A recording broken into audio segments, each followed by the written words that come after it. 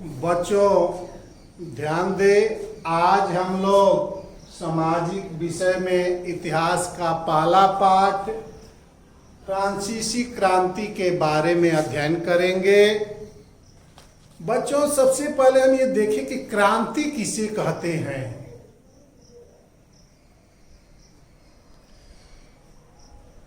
क्रांति किसे कहते हैं? तो क्रांति किसी पुराने व्यवस्था में, जो पुरानी घिसी पीठी व्यवस्था होती है, उस व्यवस्था में जो आमूलचूल परिवर्तन होता है उसे हम क्रांति कहते हैं।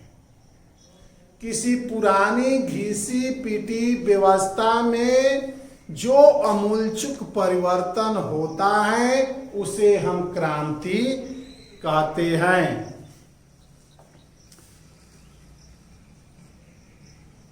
फ्रांस में लुई 16वां जो था वो बहुत ही निरंकुश शासक था, बुर्बो वंश का था। 14 जुलाई 1789 को यह क्रांति हुई थी। फ्रांस की क्रांति 14 जुलाई 1789 ईस्वी को हुई थी और 14 जुलाई 1789 की सुबह पेरिस नगर में एक आतंक का माहौल था।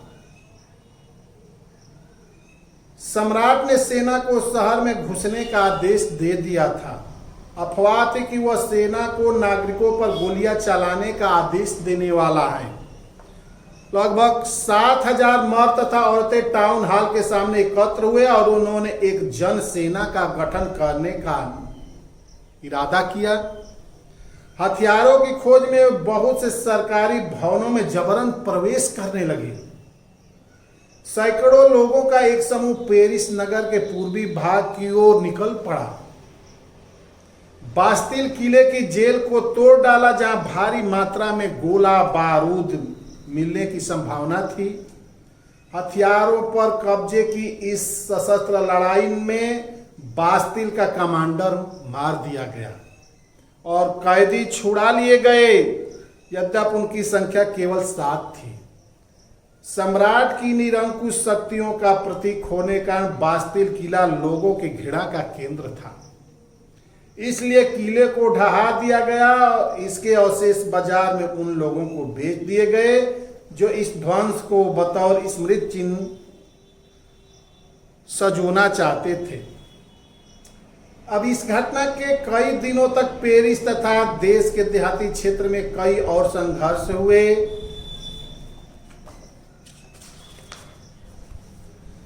सन 1774 में बुर्बो वंश का लुई 16वां जो था फ्रांस की राजगद्दी पर बैठा।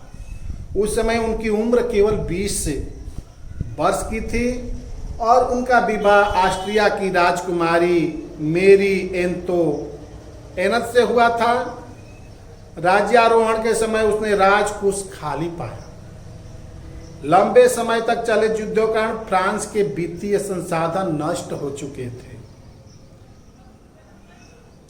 लुई 16वें के शासनकाल में फ्रांस ने अमेरिका के 13 उपनिवेशों को साझा शत्रु ब्रिटेन से आजाद कराने की सहायता दी थी।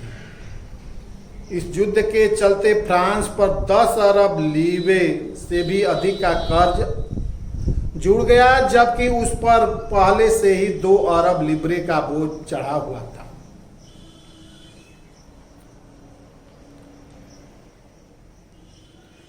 अब यह परिणाम हुआ कि फ्रांसीसी सरकार अपने बजट का बहुत बड़ा हिस्सा दिनों दिन बढ़ते जा रहे कर्ज को चुकाने पर मजबूर हो गई थी।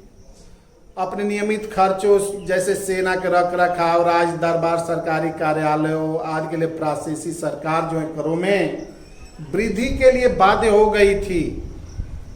8वीं सदी में फ्रांसीसी समाज जो है 3 स्टेट में 3 वर्गों में विभाजित था और केवल तीसरे स्टेट के लोग ही जो कर्ज है उसको अदा करते थे। वर्गों के विभाजित फ्रांसीसी समाज मध्यकालीन सामंती व्यवस्था का अंग था। प्राचीन राजतंत्र का पद का प्रयोग सामान्यतः सन 1789 के पहले के फ्रांसीसी समाज एवं संस्थाओं के लिए होता था।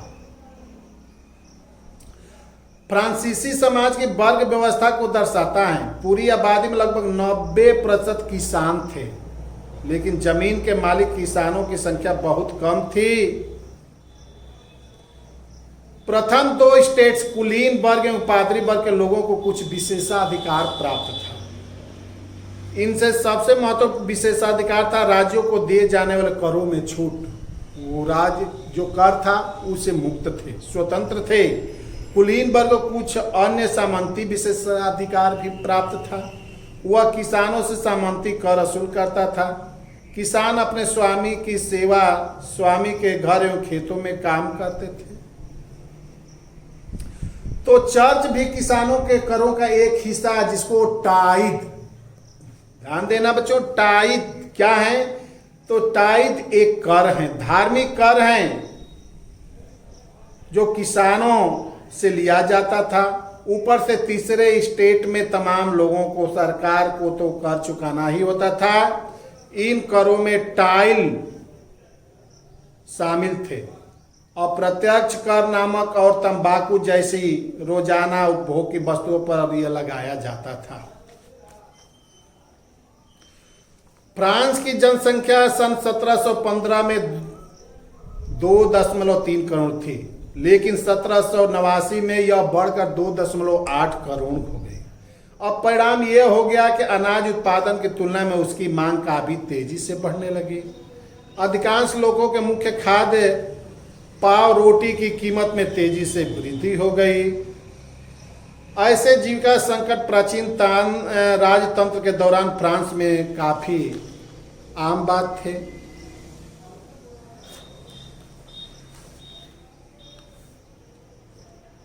आठवीं सदी में एक नए सामाजिक समूह का उदय हुआ, जिसे मध्य वर्ग कहा गया, जिसने फैलते समुद्र पारीय व्यापार और ऊनी तथा रेशमी वस्त्रों के उत्पादन के बल संपत्ति अर्जित की थी।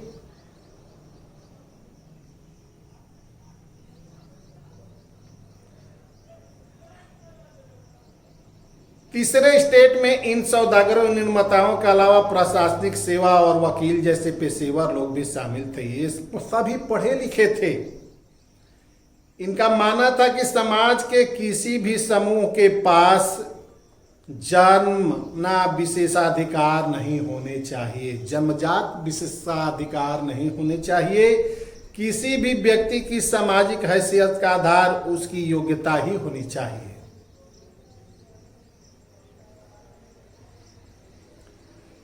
तो यह विचार जो है उस पर आधारित थी।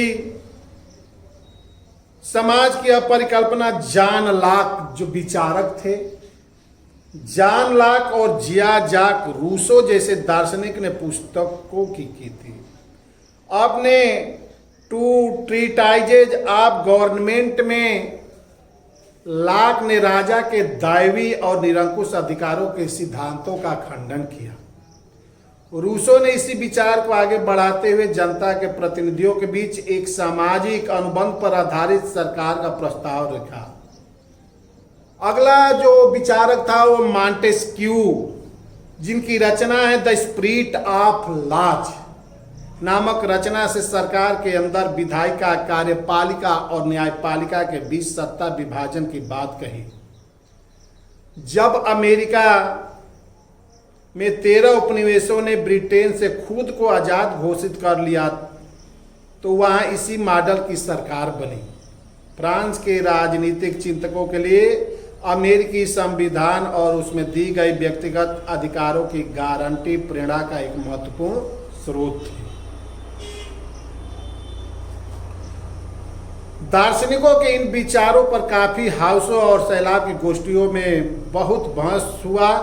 पुस्तकों एवं अखबारों के माध्यम से इनका बहुत प्रचार प्रसार हुआ और उसको पढ़ा ताकि अनपढ़ भी उन्हें समझ सके। इसी समय जो लुई 16वां था, वो लुई 16वां द्वारा राज्य के खर्चों का पूरा करने के लिए फिर से कर लगान जाने की खबर से विशेषाधिकार वाली व्यवस्था के विरुद्ध जो है उनका क्रोध और भड़क उठा। फ्रांसीसी सम्राट लुई 16वें ने 5 मई 1789 को नए करों के प्रस्ताव के अनुमोदन के लिए स्टेट जनरल की एक बैठक बुलाई। प्रतिनिधियों की मेजबानी के लिए वर्साय के एक आलीशान भवन को सजाया गया। पहले और दूसरे स्टेट के ने इस बैठक में अपने 300 प्रतिनिधि भेजे जो आमने सामने की कतारों में बिठाए गए। तीसरे स्टेट के 600 प्रतिनिधि उनके पीछे खड़े किए गए। तीसरे स्टेट का प्रतिनिधित्व के अपेक्षाकृत समृद्ध एवं शिक्षित वर्ग कर रहे थे। किसानों, औरतों एवं कारीगरों की सभा में प्रवेश पर लगाम था, वर्जित था, वो शामिल नहीं थे। फिर भी लगभग 40,000 पत्रों के माध्यम से उनकी शिकायतों एवं मांगों की सूची बनाई गई। स्टेट जनरल के नियमों के अनुसार प्रत्येक वर्ग को एक मत देने का अधिकार था। इस बार भी लुई 16वां इसी प्रथा का पालन करने के लिए दृढ़ प्रतिज्ञ था, लेकिन तीसरे वर्ग के प्रतिनिधियों ने मांग रखी कि अब की बार पूरी सभा द्वारा मतदान कराया जाना चाहिए, जिससे प्रत्येक सदस्य को एक मत देने का अधिकार मिल जाए। यह एक लोकतांत्रिक सिद्धांत था जिसे मिसाल के तौर पर रूसो की पुस्तक द सोशल कॉन्ट्रैक्ट सामाजिक समझौता प्रस्तुत किया था।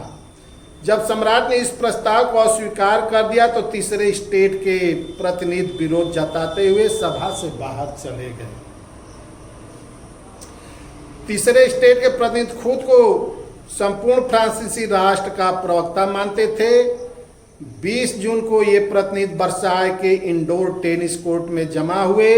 उन्होंने अपने आप को नेशनल असेंबली घोषित कर दिया और शपथ ली कि जब तक सम्राट की शक्तियों को कम करने वाला संविधान तैयार नहीं होगा तब तक असेंबली भंग नहीं होनी चाहिए। उनका जो अगुवाई है, नेतृत्व है, मिराबो और आम्बेसिये ने किया। मिराबो का जन्म कुलीन परिवार में हुआ था, लेकिन वह सामंती विशेषाधिकारों वाले समाज को खत्म करने की जरूरत से सहमत था। उसने एक पत्रिका निकाली और वर्साय में जुटी भीड़ के समक्ष जोरदार भाषण दिए। देहाती इलाकों में गांव-गांव यह अफवाह फैल गई कि जागीरों के मालिकों ने भाड़े पर लठैतों लिटोरों के गिरोह बना लिए हैं जो पकी फसलों को तबाह करने निकल पड़े। कई जिलों में भय से आक्रांत होकर किसानों ने कुदालों और बेलचों से ग्रामीण किलों पर आक्रमण कर दिए। अपनी विद्रोही प्रजा की शक्ति का अनुमान करके लुई 16वें ने अंततः नेशनल असेंबली को मान्यता दे दी और यह मान लिया कि उसकी सत्ता पर अब से संविधान का अंकुश होगा। 4 अगस्त 1789 की रात को असेंबली ने करों, कर्तव्यों और बंधनों वाली सामंती व्यवस्था के उन्मूलन का आदेश पारित कर दिया। पादरी वर्ग के लोगों को भी अपने विशेषाधिकारों को छोड़ देने के लिए विवश किया गया। धार्मिक कर समाप्त कर दिया गया और चर्च के स्वामित्व वाली भूमि जब्त कर ली गई।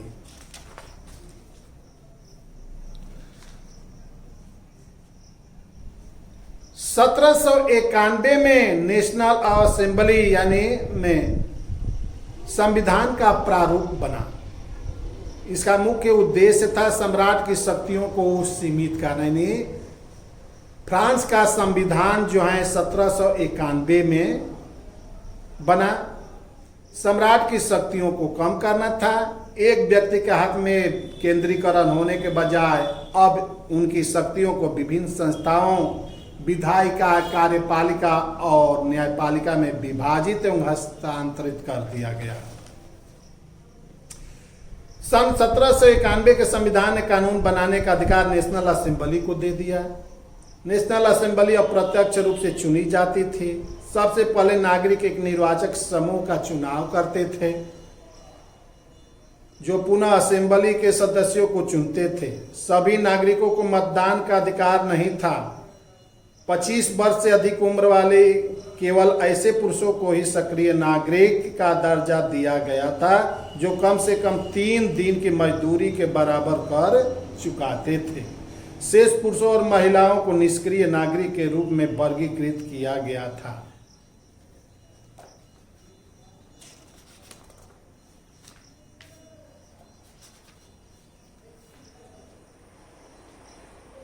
फ्रांस में राजतंत्र का उन्मूलन और गणतंत्र की स्थापना हुई। क्रांतिकारी युद्धों से जनता को भारी क्षति एवं आर्थिक कठिनाइयां झेलनी पड़ी। पुरुषों के मोर्चे पर चले जाने के बाद घर परिवार और रोजी रोटी की जिम्मेदारी औरतों के कंधों पर पड़ी। देश की आबादी का एक बड़े हिस्से को ऐसा लगता था कि क्रांति के सिलसिले को आगे बढ़ाने की आवश्यकता है, क्योंकि 1791 के संविधान में सिर्फ अमीरों को ही राजनीतिक अधिकार प्राप्त थे। लोग राजनीतिक क्लबों के अड्डे जमाकर सरकारी नीति और अपनी कार्य योजनाओं पर चर्चा करते थे। इनमें से जैकोबिन क्लब सबसे सफल था, जिसका नाम पेरिस के भूतपूर्व कॉन्वेंट ऑफ सेंट जेकब के नाम पर पड़ा, जो अब इस राजनीतिक समूह का अड्डा बन गया। इस पूरी अवधि में महिलाएं भी सक्रिय थी। जैकोबिन क्लब के सदस्य मुख्यतः समाज के कम समृद्ध हिस्से में आते थे। इनमें छोटे दुकानदार और कारीगर थे। जैकोबिन के एक बड़े वर्ग ने गोदी कामगारों की तरह धारीदारी लंबी पतलून पहनने का निर्णय किया। सन 1792 की गर्मियों में जैकोबिन ने खाद्य पदार्थों की महंगाई एवं अभाव से नाराज पेरिस वासियों को लेकर एक विशाल हिंसक विद्रोह की योजना बनाई और 10 अगस्त की सुबह उन्होंने ट्यूलेरिये के महल पर धावा बोल दिया। राजा के रक्षकों को मार डाला और खुद राजा को कई घंटों तक बंदी बनाए रखा।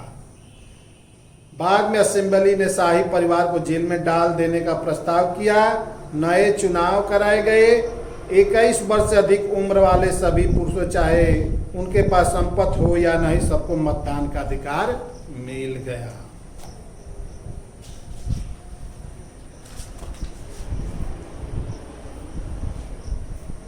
लुई 16वां को न्यायालय द्वारा देशद्रोह के आरोप में मौत की सजा सुनाई दी गई।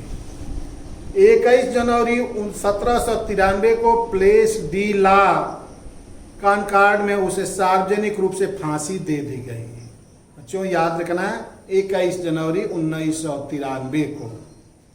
जल्द ही रानी मेरी एंतोवांत का भी वहीं हश्र हुआ। उसके बाद आतंक का राज हुआ। 1793 से 1794 तक के काल को आतंक का युग कहा जाने लगा। रोबेस्पियर ने नियंत्रण एवं दंड की सख्त नीति अपनाई। उनके हिसाब से गणतंत्र के जो भी शत्रु थे, कुलीन एवं पादरी, अन्य राजनीतिक दलों के सदस्य, उसकी कार्यशैली से असहमत रखने वाले पार्टी सदस्य, उन सभी को गिरफ्तार करके या जेल में डाल दिया और एक क्रांतिकारी न्यायालय द्वारा उन पर मुकदमा चलाया गया। यदि न्यायालय उन्हें दोषी पाता तो गिलोटिन पर चढ़कर उनका सिर कलम कर दिया जाता। गिलोटिन 2 खंभों के बीच लटकते आरे वाली मशीन था, जिस पर रखकर अपराधी का सिर धड़ से काट दिया जाता था। इस मशीन का नाम इसके आविष्कारक डॉक्टर गिलोटिन के नाम पर पड़ा था। तो रोबेस्पियर सरकार ने कानून बनाकर मजदूरी एवं कीमतों की अधिकतम सीमा तय कर दी। रोबेस्पियर ने अपनी नीतियों को इतनी सख्ती से लागू किया कि उसके समर्थक भी त्राई त्राई करने लगे। अंततः जुलाई 1794 में न्यायालय द्वारा उसे दोषी ठहराया गया और गिरफ्तार करके अगले ही दिन उसे गिलोटिन पर चढ़ा दिया गया। बच्चों, आज का वीडियो आप लोग देखेंगे और पाठ 1 फ्रांस की क्रांति आप लोग निकालिएगा और निकालकर और उसको पढ़िएगा। उसमें से छोटे छोटे प्रश्नों का उत्तर खोजिएगा, क्योंकि परीक्षा में 3-4 तरह का प्रश्न आता है, बहुविकल्पीय प्रश्न होता है, अतिलघु प्रश्न होता है, लघु प्रश्न होता है, दीर्घ प्रश्न होता है। उसके बाद मानचित्र आता है। इस सामाजिक विषय में 4 पुस्तक हैं, इतिहास, भूगोल, नागरिक शास्त्र और अर्थशास्त्र। तो इतिहास का आज पहला पाठ मैं शुरू किया हूं, नागरिक शास्त्र का पहला पाठ मैं खत्म कर दिया हूं। आप लोग पढ़कर प्रश्न खोजिएगा, उसमें से याद कीजिएगा और इस पाठ को पढ़िए। अगले दिन पुनः इस पाठ को मैं आगे बताऊंगा, कुछ प्रश्न भी मैं छोटा छोटा बताऊंगा, पुस्तकीय प्रश्न मैं बताऊंगा, उसको आप लोग पढ़कर और अपनी कॉपी में नोट कीजिएगा। धन्यवाद।